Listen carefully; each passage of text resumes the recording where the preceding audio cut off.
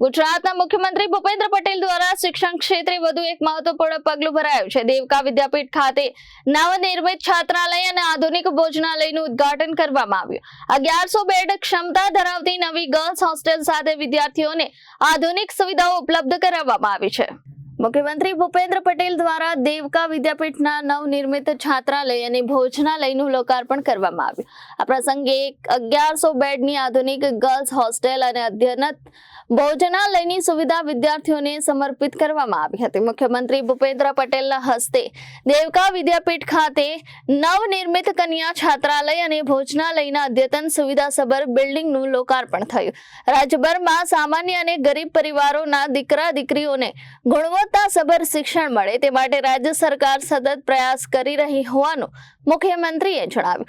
મુખ્યમંત્રીએ વધુમાં જણાવ્યું કે રાજ્યમાં કન્યા કેળવણી મહોત્સવ જેવા અભિયાનના પરિણામે દીકરીઓનો સ્કૂલ ડ્રોપ આઉટ દર લગભગ 2% સુધી ઘટ્યો છે, જે રાજ્ય માટે ગૌરવની બાબત છે।